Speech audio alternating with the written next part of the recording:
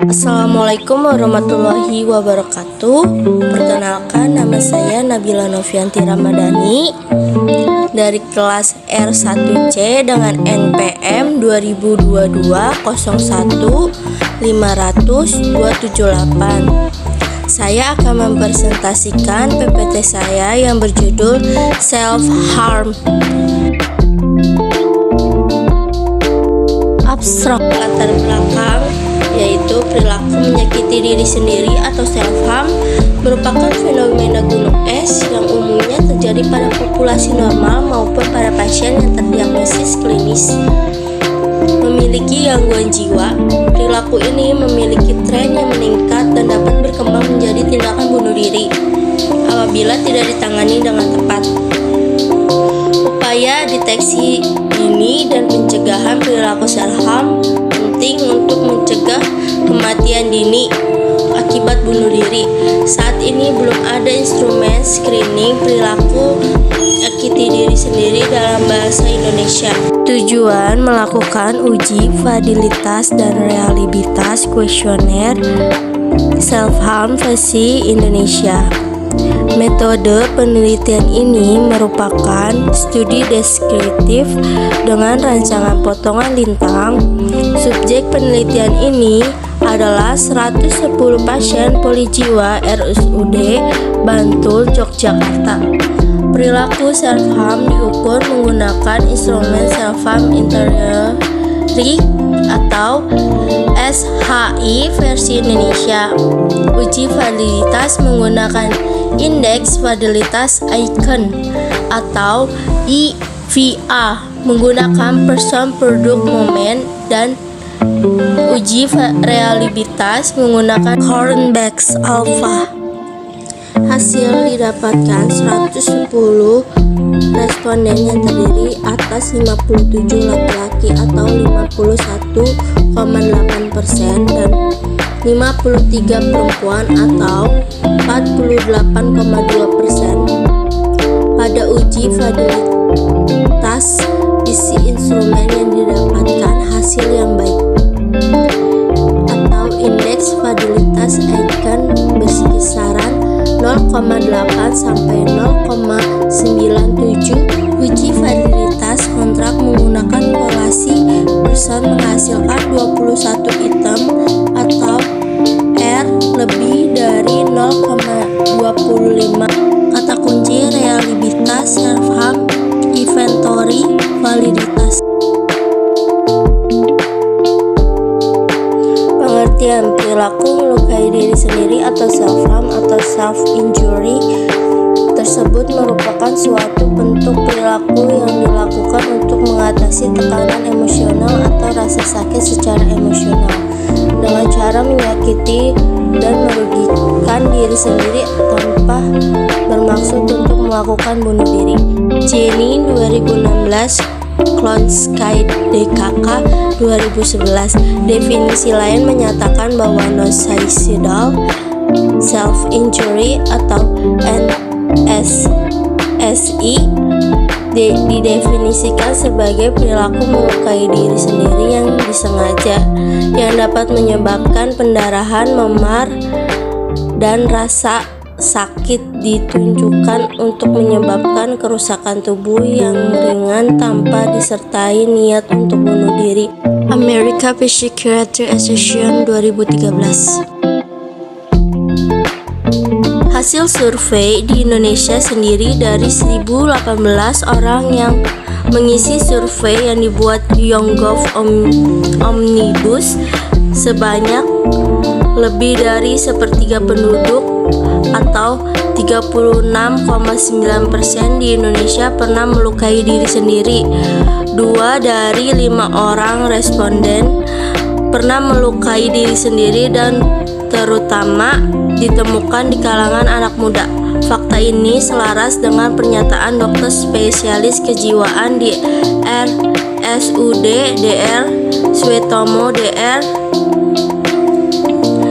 Yunis Setiawan SPKJ bahwa dalam seminggu rata-rata 10 pasien remaja Rata-rata usia 13-15 tahun datang dalam kondisi sudah tergores dengarnya, mencakar ataupun membenturkan diri ke tembok. Ginjar 2019 dalam Main ID 2020.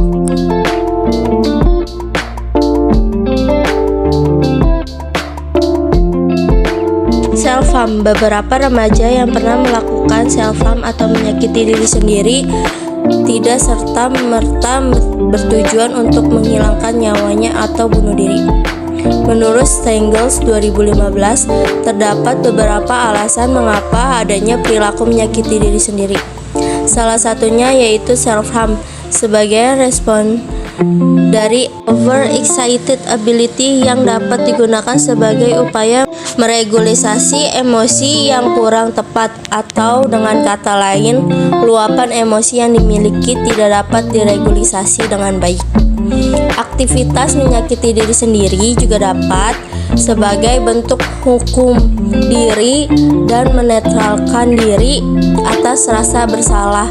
Upaya ini dapat digunakan sebagai simbol dan alat yang menyatakan dirinya sedang dalam keadaan yang sangat tertekan.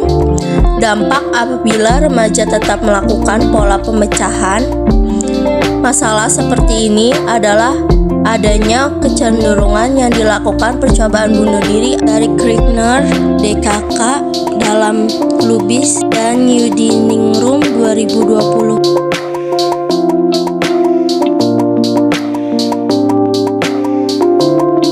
Jenis-jenis perbuatan self-harm atau menyakiti diri sendiri yaitu ada superficial self-mutilation dan ada stereotypic self-mutilation dan major self-mutilation.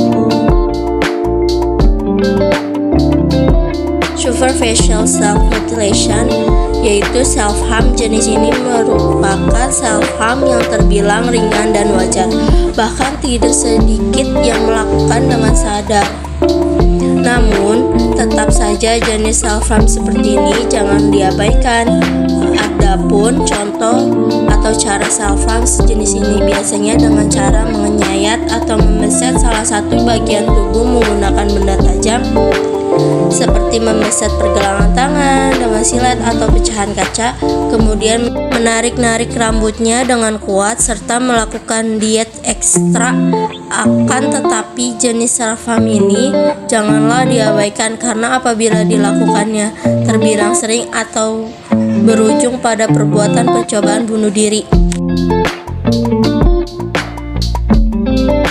Stereotypic self-mutilation yaitu self-harm. Jenis ini dapat diartikan sebagai tindakan yang digunakan oleh seseorang untuk mengendalikan atau biasanya dikatakan menguasai rasa sakitnya itu sendiri secara penuh emosi, serta menghilangkan kehampaan dalam dirinya yang tujuannya untuk memberikan sensasi pada diri.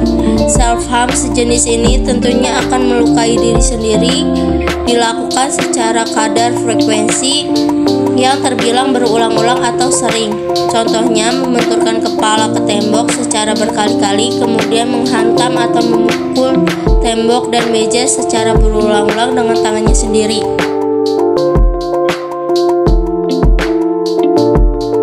Major self-mutilation yaitu self-harm. Jenis ini merupakan yang paling ekstrim jika dibandingkan dengan dua jenis self-harm yang sudah dijelaskan sebelumnya.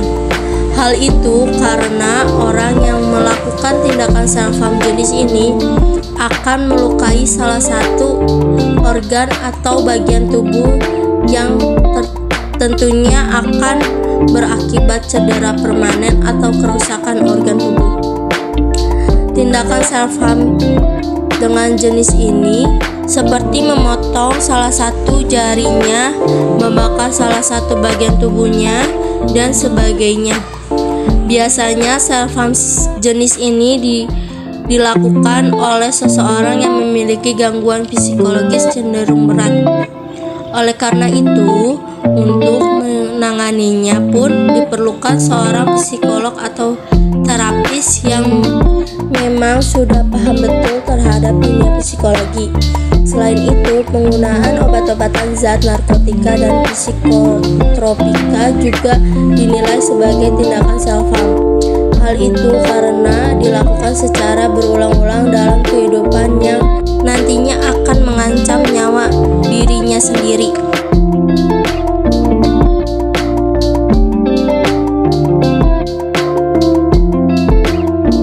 Penyebab seseorang melakukan self-harm yaitu 1. Bentuk kebencian dan kekecewaan pada diri sendiri, 2. Bentuk pelampiasan emosi, 3. Stres hingga depresi, 4. Lingkungan sosial yang tidak mendukung, 5. Merasa hampa dalam dirinya, 6. Menderita gangguan psikologis.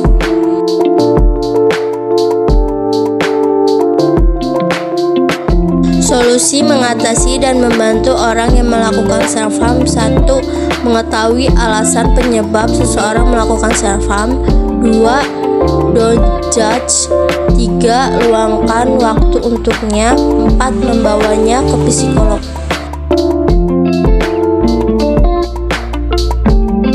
Cara mengatasinya: perilaku self-harm biasanya merupakan respon yang bersifat impulsif dalam keadaan yang menekan, sehingga individu perlu mengarahkan dirinya untuk lebih menyadari dan fokus terhadap kondisi saat ini. Menerima kondisi tanpa adanya proses penilaian pada saat pikiran negatif muncul. Menurut Hugh McDermott and Wilmot pada tahun 2018, hal ini disebut sebagai mindfulness. Menurut Beigel and Cooper 2019, terdapat beberapa langkah latihan mindful bagi remaja yang melakukan self-harm, antara lain: 1. Menyadari lokasi saat ini, yaitu segala pikiran berada pada tempat di mana berada. 2. Mengidentifikasi apa yang kita pikirkan dan rasakan saat seperti perasaan sedih dan kecewa. 3. Sadari apa yang ada di sekitar atau benda-benda yang dilihat, bau yang dapat dicium, hal yang biasa dirasakan. 4. Sadari tubuh bersadar dan relaksasikan otot. 5.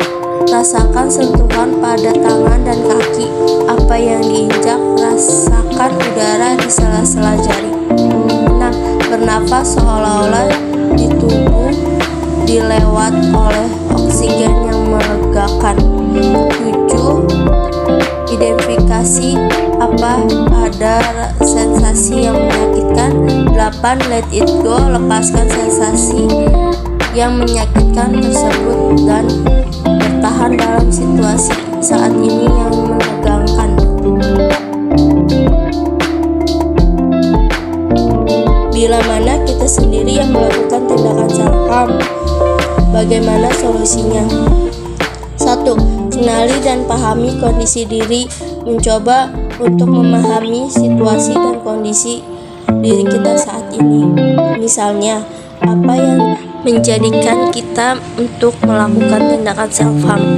Hal itu biasanya disebabkan misalnya ada barang-barang atau kesempatan tertentu yang mendukung kita untuk melakukan self-harm.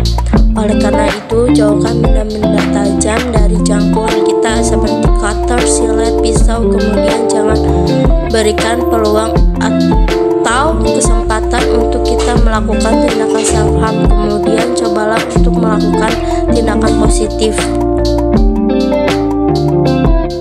Lakukan tindakan positif, cobalah untuk mengalihkan pikiran kita dari tindakan self-harm, seperti melakukan aktivitas positif. Hal itu bisa kita lakukan dengan cara mengembangkan bakat yang kita miliki, misalnya di bidang olahraga, kesenian, dan lain sebagainya. Dengan begitu, kita jadi sibuk pada aktivitas positif yang kita lakukan, sehingga terhindar pula dari tindakan self-harm.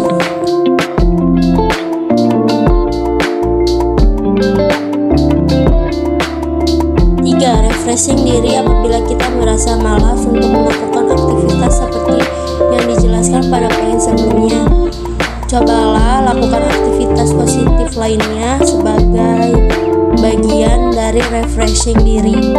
Hal itu biasanya kita lakukan dengan hangout bersama teman, staycation bersama keluarga, wisata kuliner, dan kegiatan penyelenggaraan lainnya. Hal itu karena salah satu penyebab seseorang melakukan self-harm adalah bisa jadi orang tersebut merasa stres hingga depresi karena kurangnya refreshing.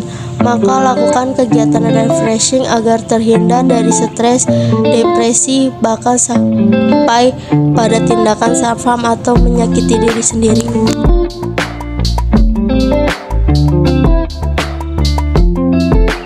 4. Mencoba berbicara pada orang yang sangat dipercaya apabila kita mengalami tindakan self-harm.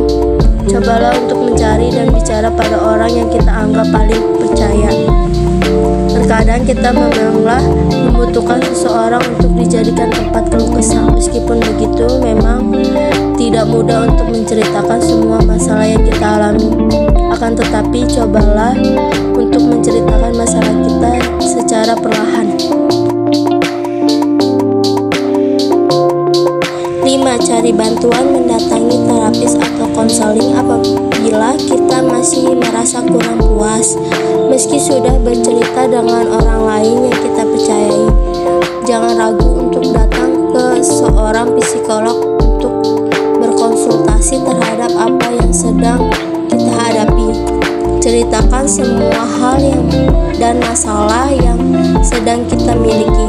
Dengan begitu mereka jadi paham atas masalah kita, sehingga mereka juga tahu dan mudah untuk memberikan penanganan lebih lanjut pada kita. 6. Dekatkan diri pada Tuhan Yang Maha Esa. Terkadang seseorang melupakan cara ini, bahkan tidak sedikit dari kita yang belum menyadari bahwa bisa saja salah satu penyebab seseorang melakukan self-harm adalah karena kurang mendekatkan diri pada Tuhan Yang Maha Esa. Hal itu karena seseorang yang dekat dengan Tuhan Yang Maha Esa cenderung akan lebih paham bahwa tindakan menyakiti diri sendiri atau self-harm merupakan tindakan yang dilarang. Terlebih bila mana tindakan self-harm dapat membuat dirinya celaka, bahkan hingga menyebabkan bunuh diri. Tentu hal tersebut merupakan perbuatan yang dilarang olehnya.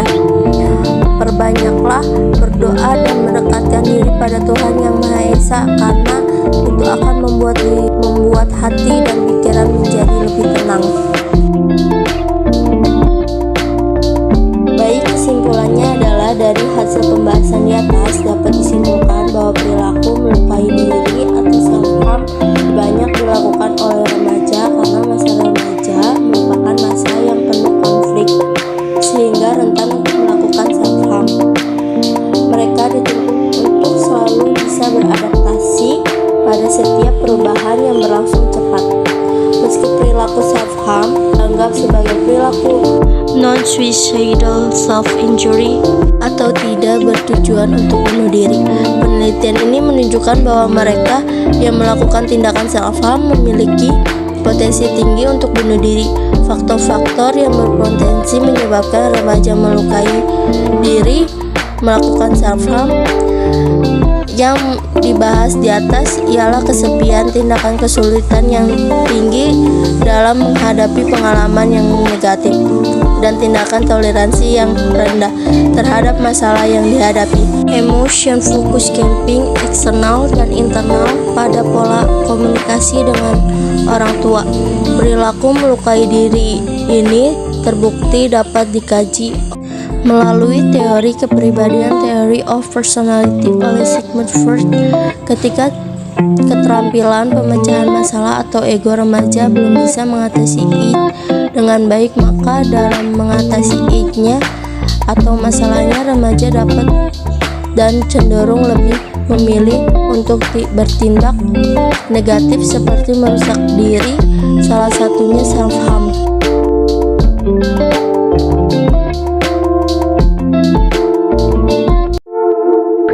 Terima kasih, sekian dari saya. Wassalamualaikum warahmatullahi wabarakatuh.